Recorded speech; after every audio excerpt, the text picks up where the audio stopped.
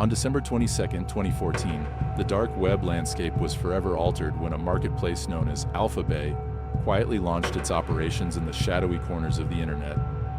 This digital bazaar, accessible only through specialized anonymizing software and browsers designed to obscure the identities of its users, was the brainchild of Alexandre Cazes, a 26-year-old Canadian citizen who would come to be known in the underground economy by the online moniker Alpha 02. The marketplace represented a new frontier in illicit commerce, a place where the boundaries of law and order dissolved into encrypted pathways and anonymous transactions. From its very inception, Alphabay was designed with ambition that extended far beyond the modest goals of its predecessors. Cazes himself had articulated his vision for the platform with remarkable clarity and hubris, stating that the marketplace was being developed with the explicit goal of becoming the largest underground marketplace in the world, an eBay-style emporium for the criminal underworld where anything could be bought and sold with relative impunity. In those early months of operation, Alphabay struggled to gain traction in a crowded marketplace ecosystem that was already dominated by established platforms. The dark web community, burned by previous law enforcement takedowns and exit scams where administrators had absconded with users' cryptocurrency or holdings, viewed new entrants with deep suspicion and skepticism. Trust was the most valuable commodity in this shadowy economy, more precious even than the Bitcoin and Monero that facilitated its transactions.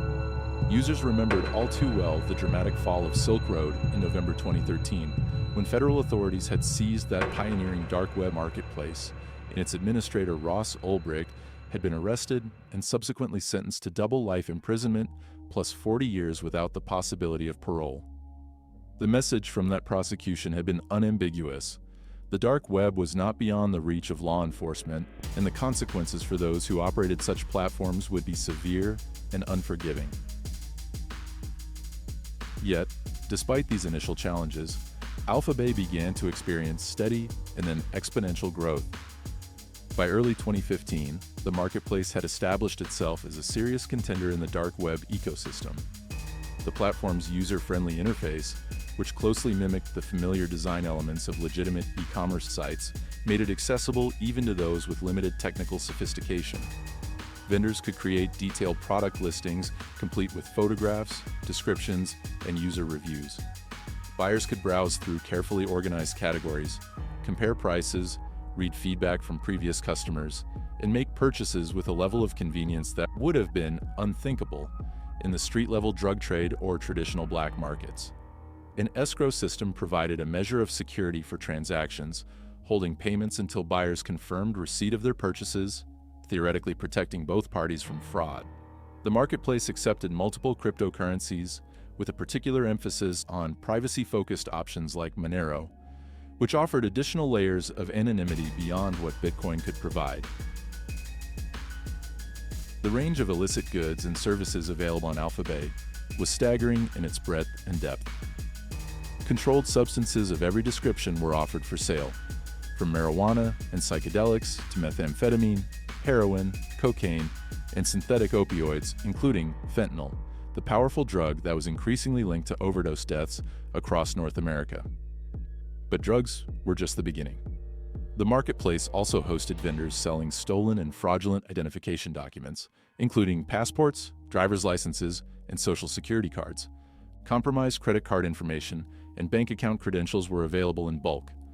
Counterfeit currency, manufactured to bypass detection methods used by banks and businesses, could be purchased and shipped worldwide. Malware and computer hacking tools were offered to aspiring cybercriminals. Firearms and ammunition, their sale heavily restricted or prohibited in many jurisdictions, found ready buyers. The marketplace had effectively created a one-stop shopping experience for criminal enterprise, bringing together buyers and sellers who might never have connected in the physical world.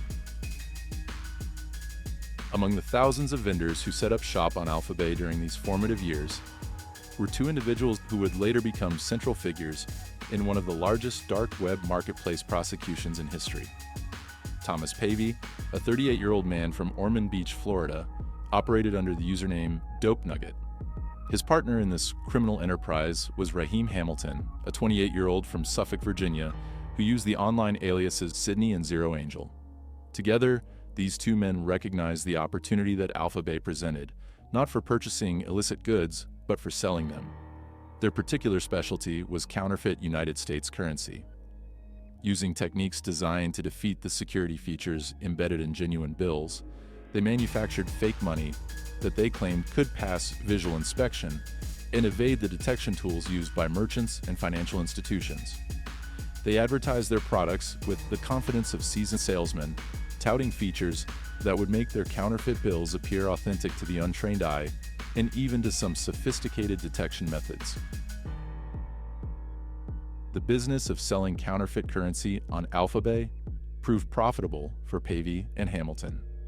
They learned the intricacies of operating within the dark web marketplace ecosystem, understanding how to build reputation through positive reviews, how to communicate securely with buyers, how to navigate the complex world of cryptocurrency transactions, and how to maintain operational security in an environment where both law enforcement and rival criminals posed constant threats. They observed how the marketplace functioned, how its administrators managed disputes between buyers and sellers, how the escrow system protected transactions, and how the platform's infrastructure maintained anonymity for its users. This education would prove invaluable in the years to come. But for now, they were content to be vendors rather than administrators, to learn the business from the ground level and to accumulate both cryptocurrency and knowledge. By mid-2017, Alphabay had achieved a scale that dwarfed all previous dark web marketplaces. The platform reportedly serviced more than 200,000 users and 40,000 vendors. Around the time of its eventual takedown, there were over 250,000 listings for illegal drugs and toxic chemicals alone, plus more than 100,000 additional listings for stolen and fraudulent identification documents, access devices, counterfeit goods, malware, computer hacking tools, firearms, and fraudulent services. Daily sales range between $600,000 and $800,000 United States dollars. The marketplace had transactions exceeding $1 billion in Bitcoin and other digital currencies. By comparison, the Silk Road Marketplace, which had been considered the largest dark web marketplace at the time of its November 2013 seizure, had reportedly contained approximately 14,000 listings for illicit goods and services. Alphabay was roughly 10 times the size of Silk Road, representing an unprecedented expansion of the dark web economy. On June 1, 2017, a warrant was issued by the United States District Court for the Eastern District of California, the culmination of months of painstaking investigative work by federal law enforcement agencies. The warrant charged Alexander Cases with racketeering, narcotics trafficking, identity theft, access device fraud, transfer of false identification, trafficking in illegal device-making equipment, and conspiracy to commit money laundering. The investigation had been led by the Federal Bureau of Investigation, working in close coordination with international law enforcement partners. Investigators had managed to pierce the veil of anonymity that Cases had constructed around his identity, linking him definitively to the Alpha 02 account and to the operation of Alphabay. This breakthrough had come about in part due to operational security failures on Cases' part, mistakes that would prove fatal to his enterprise and ultimately to his life. The investigation revealed that Cases had committed a series of elementary but devastating errors. Early in Alphabay's operation, he had included his personal email address in welcome messages sent to new users, creating a direct link between his real identity and the marketplace. He had registered domain names and hosted servers through a Canadian company, EBX Technologies, that could be traced back to him personally. His use of the proceeds from Alphabay had been flashy and conspicuous, the opposite of what operational security would have dictated. He had purchased luxury properties in multiple countries, acquired expensive sports cars and other high-end vehicles, and frequently posted videos and photographs of himself online showing off his wealth. These ostentatious displays of affluence, combined with the digital trail he had left behind, had provided investigators with the evidence they needed to build their case. On June 30th, 2017, a warrant was issued for Cases' arrest in Thailand at the request of United States authorities. The Royal Thai Police, working in coordination with the FBI and other international law enforcement agencies, prepared to execute the warrant. The operation represented an extraordinary level of international cooperation involving agencies from the United States, Thailand, Canada, the Netherlands, and other nations, all coordinated through Europol. The scale and sophistication of this law enforcement effort reflected the seriousness with which authorities viewed the threat posed by dark web marketplaces and their determination to dismantle them. On July 4, 2017, Alphabay went offline without warning or explanation. Users attempting to access the marketplace found only error messages and blank screens. The dark web community erupted into speculation and confusion. Some users theorized that the marketplace was experiencing technical difficulties or was under a distributed denial of service attack, a type of cyber attack that had become increasingly common against dark web platforms. Others suspected that the administrators were preparing an exit scam, the term used when marketplace operators suddenly closed their platforms and disappeared with all the cryptocurrency held in escrow. The possibility that law enforcement had seized the marketplace was discussed, but initially seemed less likely to many users, who believed that authorities would have announced such a victory publicly and prominently.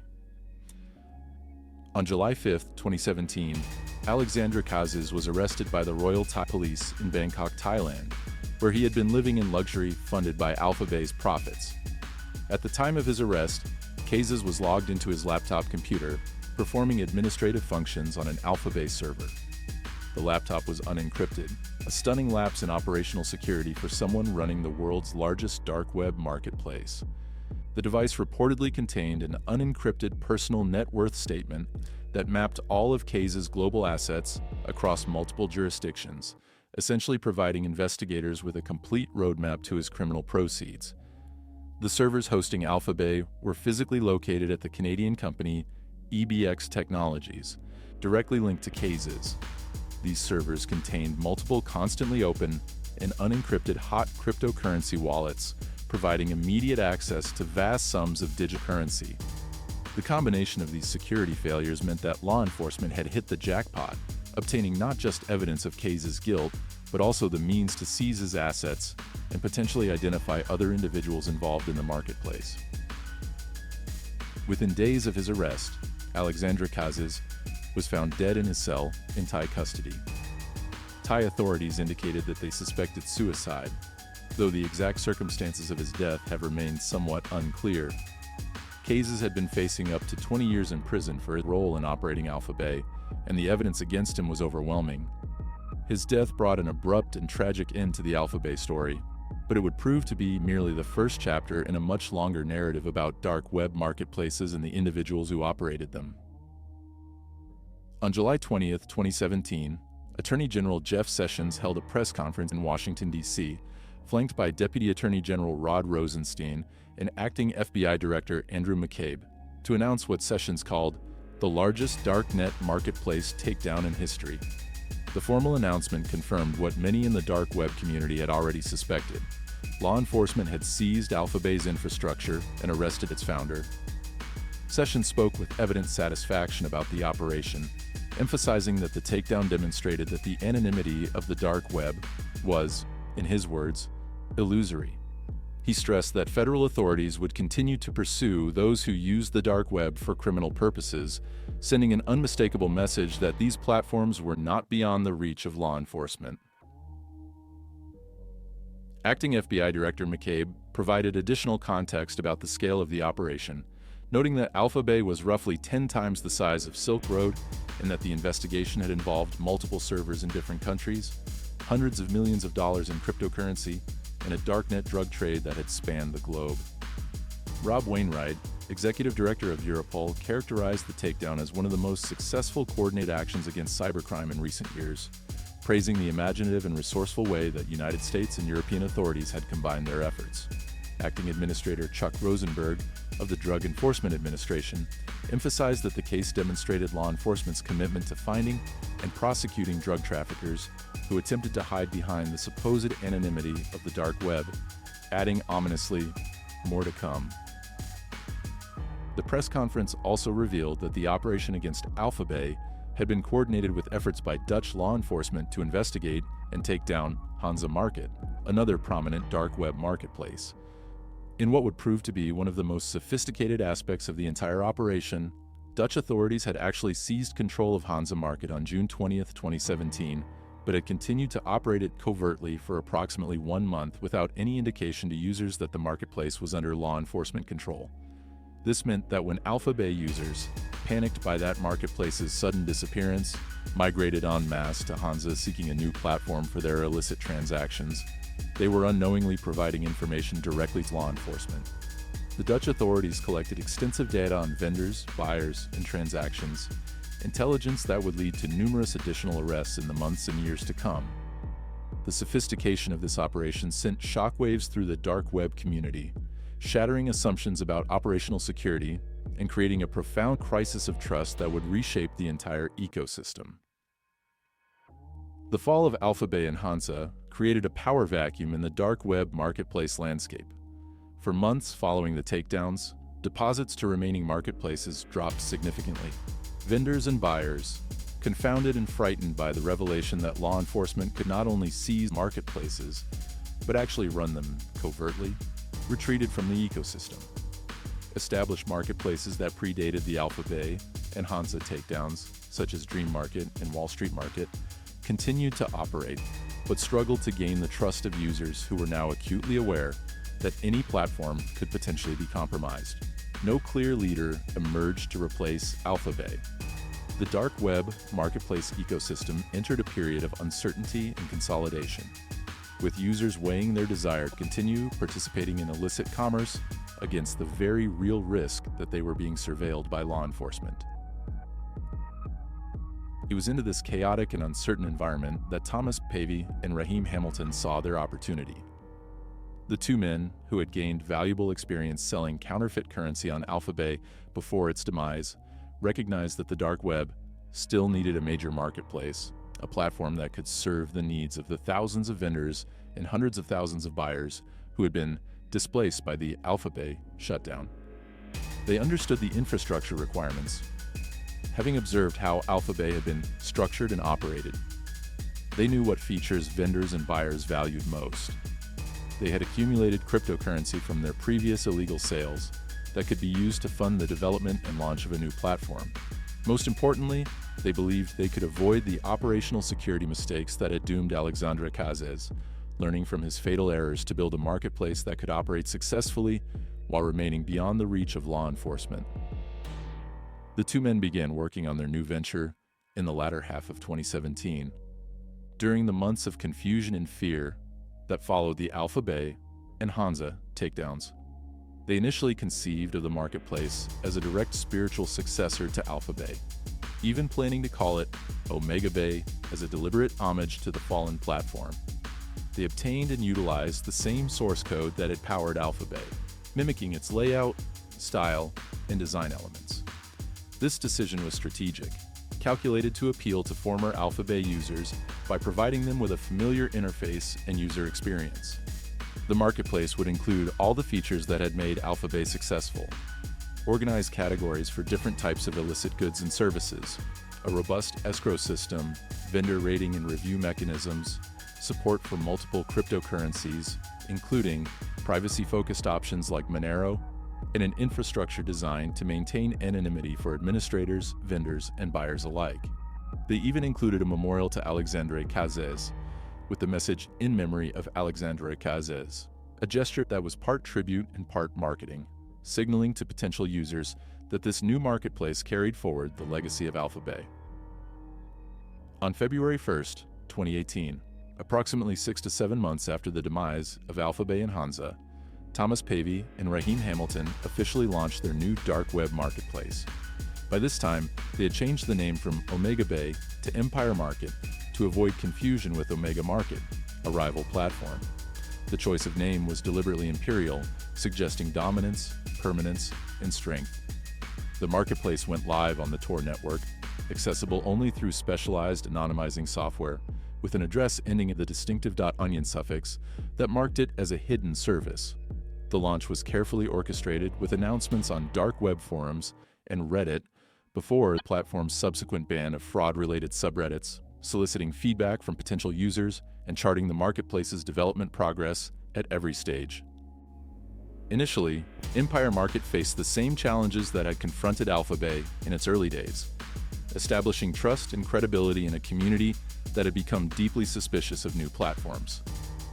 Vendors and buyers were hesitant to commit significant resources to yet another new marketplace that might turn out to be a law enforcement honeypot, an exit scam in the making, or simply an unreliable platform that would disappear within weeks. The memory of the Alphabay and Hansa takedowns was still fresh, and many users remained on the sidelines, waiting to see which marketplace would emerge as the new leader of the ecosystem.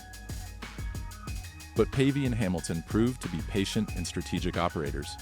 They invested in anti-DDoS protection systems to keep the marketplace online and accessible, recognizing that reliability and uptime were crucial factors in building user confidence. They recruited a team of moderators to manage disputes between buyers and sellers, enforce marketplace rules, and maintain order within the platform's community. These moderators, whose identities would later become subjects of law enforcement interest, helped create a professional atmosphere that distinguished Empire Market from less organized competitors. The administrators actively engaged with users on forums and social media platforms, responding to concerns, soliciting feedback, and building relationships within the dark web community. As months passed, Empire Market began to gain traction. Vendors who had been displaced by the Alphabay shutdown started to migrate to the new platform, bringing with them their established reputations and customer bases. Buyers followed the vendors, drawn by the familiar interface, the growing selection of products, and the increasing evidence that Empire Market was stable and professionally operated. The marketplace offered the same broad categories of illicit goods and services that had characterized Alphabay. Under the drugs/chemicals category, which included subcategories for specific substances like cocaine, heroin, morphine, OxyContin, methamphetamine, LSD, and others, vendors offered controlled substances of every description.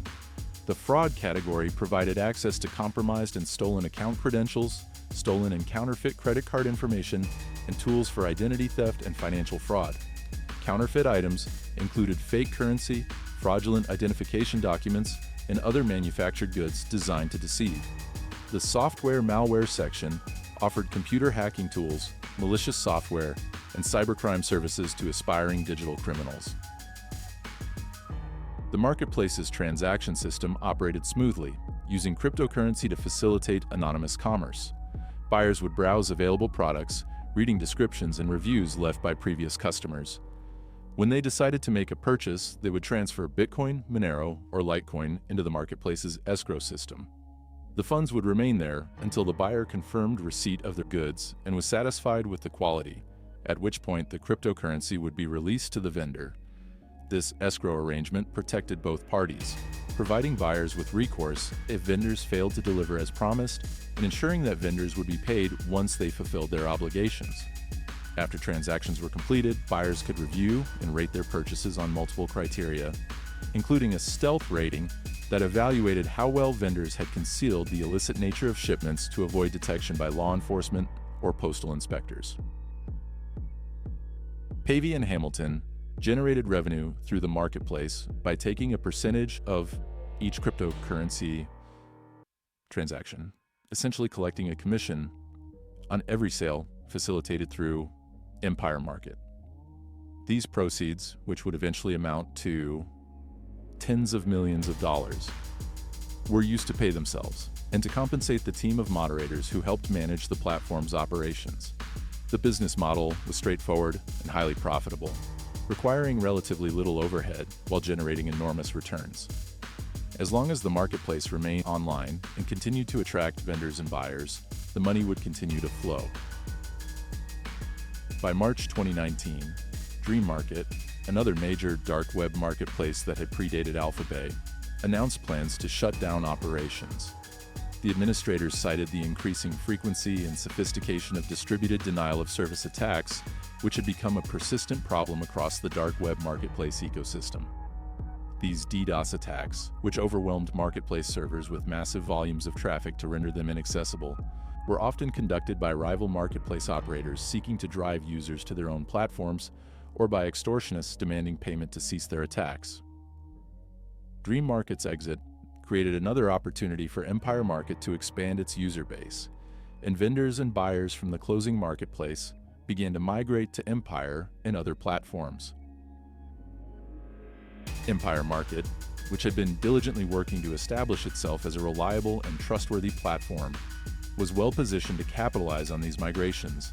The marketplace had maintained consistently good uptime, had resolved disputes fairly and professionally, and had avoided any hint of the exit scam behavior that had destroyed the reputation of other platforms.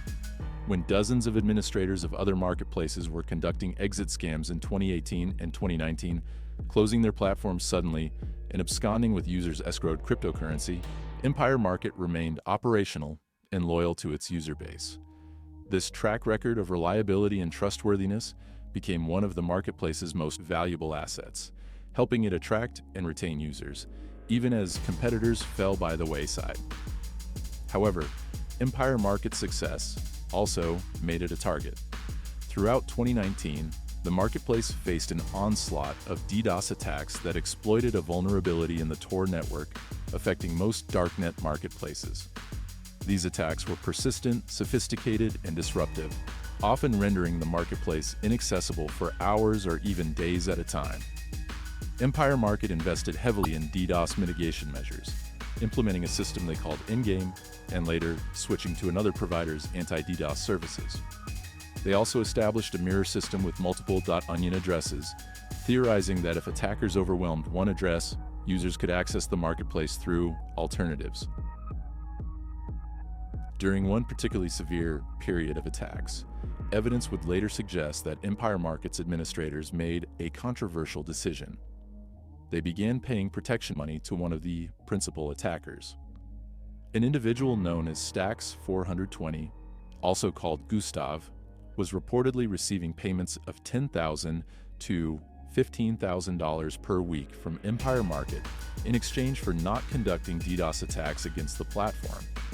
This arrangement, essentially a form of extortion, highlighted the precarious nature of dark web marketplace operations and the constant threats that administrators faced, not just from law enforcement but from other criminals within the ecosystem. Despite these challenges, Empire Market continued to grow throughout 2019 and into 2020. The marketplace became what one security researcher would later describe as a bastion of steadfastness, a beacon of credibility to which all other dark web marketplaces were compared. In the tumultuous environment of the English-language dark web marketplace ecosystem, where platforms disappeared with alarming regularity due to law enforcement action, exit scams, or technical failures, Empire Market represented stability and reliability. Users came to trust the platform, vendors invested time and resources in building their businesses there, and the marketplace's reputation grew accordingly. By August 2020, Empire Market had become the dominant force in the dark web marketplace ecosystem. Estimates suggested the platform had approximately 55,100 product listings and was facilitating around $6.5 million in business volume every week.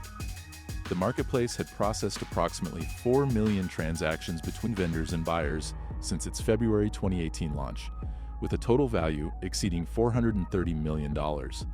Thousands of vendors operated on the platform, serving hundreds of thousands of buyers around the world. The scale of illegal commerce facilitated by Empire Market had exceeded even that of Alphabay at its height, making it the largest dark web marketplace in operation. But beneath this surface success, problems were mounting. The DDoS attacks, which had been a persistent nuisance throughout 2019, intensified dramatically in the summer of 2020.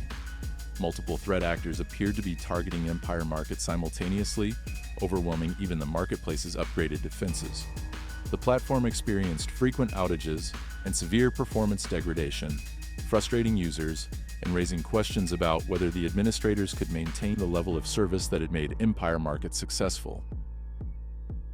On August 19, 2020, Empire Market went offline, following what appeared to be an especially severe DDoS attack.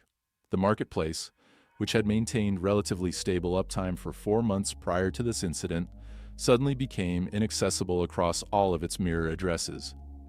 Users attempting to reach the platform found only error messages and timeouts.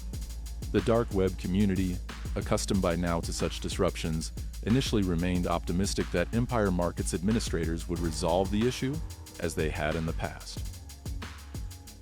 On August 20th, 2020, a moderator for Empire Market using the username Melbourne posted a message to the Dread Forum, a Reddit-style dark web community that had become the central hub for discussions about marketplace issues since Reddit had banned fraud-related subreddits.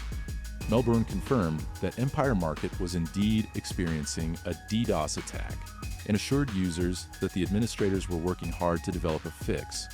The moderator emphasized the marketplace's track record of reliability, reminding users that Empire had earned its position as the #1 market through years of loyal service to the community.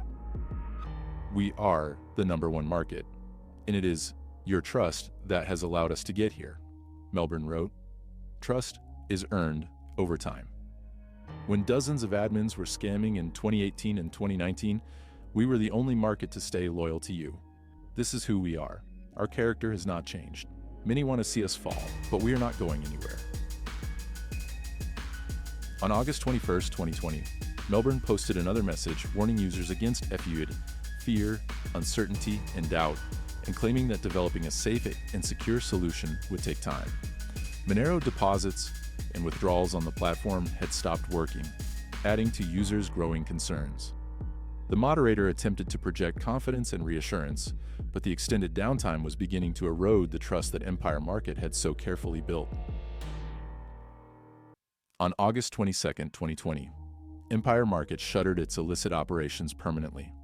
The marketplace did not come back online, and users found themselves unable to access the platform or withdraw cryptocurrency they had deposited in escrow accounts. Initial reactions in the dark web community were mixed and confused. Some users insisted that law enforcement must have seized the marketplace, drawing parallels to the Alphabet and Hansa takedowns.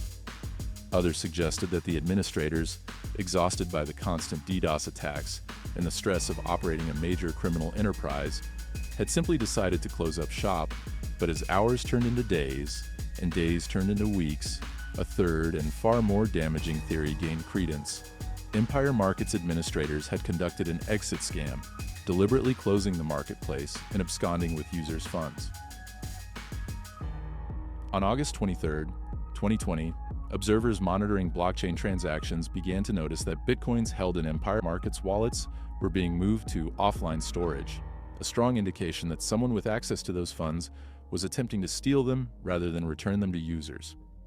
Estimates of the total amount taken in the suspected exit scam varied, but figures ranging from $30 million to as much as $60 million were discussed. The dark web community, which had placed enormous trust in Empire Market based on its years of reliable operation, felt betrayed and outraged. On August 24th, 2020, C7N, Empire Market's head moderator, posted a cryptic statement suggesting that maybe the administrators would bring the marketplace back, but acknowledging that it was still early to know for certain what had happened.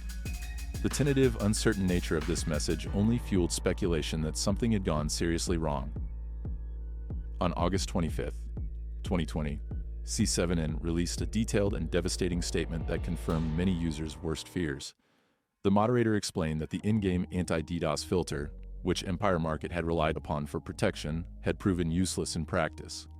To keep the marketplace operational, the administrators had been paying Gustav, the extortionist known as Stacks, $420, $10,000 to $15,000 per week, not to take the platform offline. Despite these payments, a fresh DDoS attack from a new attacker had taken all 9 of Empire Market's mirror addresses offline simultaneously. I7N stated that the staff had grown tired of these endless attacks and that this final overwhelming assault appeared to be the reason why the administrators had decided to quit. The moderator also blamed the Tor project for failing to provide a fix for the vulnerability that made these attacks possible.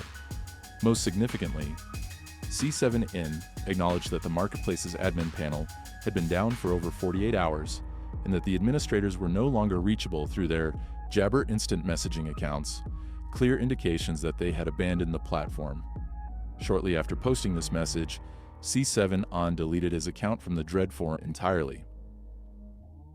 The fall of Empire Market sent shockwaves through the dark web marketplace ecosystem that would be felt for years. Security researchers and law enforcement officials who had been monitoring the platform suddenly found themselves needing to identify which new marketplaces the displaced vendors and buyers would migrate to.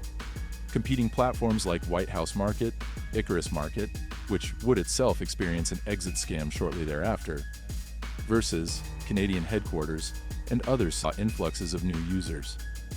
But the profound breach of trust represented by Empire Market's apparent exit scam created a crisis of confidence that made users wary of committing significant resources to any single platform. Some analysts predicted a rough year ahead as the dark web marketplace ecosystem struggled to rebuild the trust that had been shattered. Others suggested that the future would see a shift away from centralized marketplaces toward more decentralized models like direct buyer-to-vendor transactions, encrypted messaging platforms, and even the use of mainstream platforms like Discord and Shopee for illicit commerce.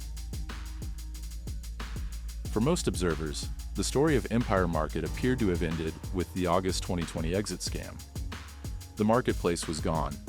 Its administrators had disappeared with tens of millions of dollars in stolen cryptocurrency, and the dark web had moved on to other platforms. Law enforcement attention seemed to be focused elsewhere, on newer marketplaces and ongoing investigations.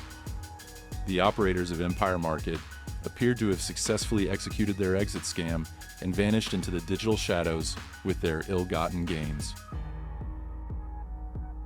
But in reality, federal law enforcement agencies had been building a case against Empire Market's operators for years. The investigation, led by Homeland Security Investigations in New York, with coordination from the FBI Chicago office and the United States Postal Inspection Service Chicago, had been painstakingly collecting evidence following cryptocurrency transactions through blockchain analysis, identifying the individuals behind the online personas, and building a prosecutable case. The work had begun long before Empire Market's August 2020 shutdown and had continued even after the marketplace disappeared. On June 24, 2022, nearly 2 years after Empire Market went offline, an indictment was filed in United States District Court for the Northern District of Illinois, charging Thomas Pavey and Raheem Hamilton with conspiracy offenses related to their operation of Empire Market. The indictment was initially sealed, meaning that it was not publicly accessible, and its existence was not revealed to the defendants or to the public. Magistrate Judge Young B. Kim issued bench warrants for the arrest of both men, ordering that they be taken into custody and detained without bond pursuant to Title 18, United States Code, Section 3142. The warrants were issued to the United States Marshal Service for execution, and investigating agents prepared to arrest the two men. The exact dates and circumstances of Pavey and Hamilton's arrests have not been publicly disclosed in detail, but both men were taken into custody by law enforcement at some point between the June 2022 warrant issuance and the public announcement of the charges in June 2024. The secrecy surrounding their arrests suggests that investigators may have been concerned about preserving evidence, preventing destruction of cryptocurrency wallets, or gathering additional intelligence before making the case public. On December 22, 2022, prosecutors filed a motion to unseal the indictment against Pavey and Hamilton. District Judge Stephen C. Seeger granted the motion, ordering that the indictment be unsealed. However, the unsealing received little public attention at the time, and the case proceeded through preliminary proceedings without significant media coverage. The investigation into Empire Market and its operators continued to develop. Law enforcement agencies worked to seize cryptocurrency and other assets connected to the marketplace's operations. Through sophisticated blockchain analysis, investigators traced the flow of digital currency through multiple wallets, tumblers, and exchanges, following the money trail that Pavey and Hamilton had attempted to obscure. These efforts resulted in substantial seizures that would later be announced publicly. Federal authorities also gathered evidence of specific transactions conducted through Empire Market, including sales of counterfeit currency, controlled substances, stolen credit card information, and other illicit goods and services. Some of this evidence would prove crucial in demonstrating the scope and scale of the illegal operation. Prosecutors spent months preparing a comprehensive case that would enumerate the various criminal conspiracies that Pavey and Hamilton had allegedly engaged in. The complexity of the case, involving years of transactions, multiple categories of criminal activity, international cryptocurrency transfers, and the use of sophisticated anonymizing technology required extensive work to present the evidence in a form that could be understood by judges and potentially by juries. On June 13, 2024, a grand jury in the United States District Court for the Northern District of Illinois returned a superseding indictment against Thomas Pavey and Raheem Hamilton. This superseding indictment, which replaced and expanded upon the initial charges filed in 2022, laid out in comprehensive detail the government's case against the two men. The indictment charged both defendants with conspiracy to sell counterfeit United States currency on Alphabay, the dark web marketplace that had been shut down in 2017. This charge reflected the earlier criminal activities that Pavey and Hamilton had engaged in before launching Empire Market, demonstrating that their involvement in dark web criminal enterprises predated the creation of their own marketplace. The indictment further charged both men with conspiracy to distribute controlled substances through Empire Market from February 1, 2018 through August 22, 2020. This charge encompassed the marketplace's role in facilitating the sale of heroin, methamphetamine, cocaine, LSD, opioids, and numerous other illegal drugs through thousands of vendor listings and millions of transactions. Prosecutors alleged that Pavey and Hamilton had knowingly created and operated a platform specifically designed to enable drug trafficking on a massive scale, providing the infrastructure, security measures, and administrative support necessary for vendors to sell controlled substances to buyers around the world. A third count charged conspiracy to possess unauthorized access devices, reflecting the marketplace's role in facilitating the sale of stolen credit card information, compromised bank account credentials, and other forms of financial fraud.